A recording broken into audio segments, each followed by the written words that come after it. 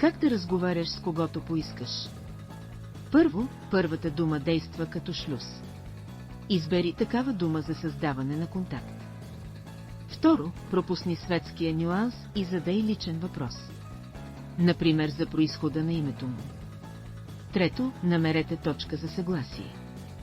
Ако тръгнеш да се разграничаваш или спориш, това ще убие изначално контакта с непознатия човек.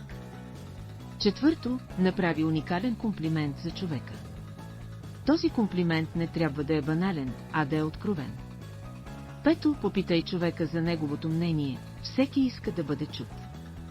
Шесто, бъди съпричастен в разговора.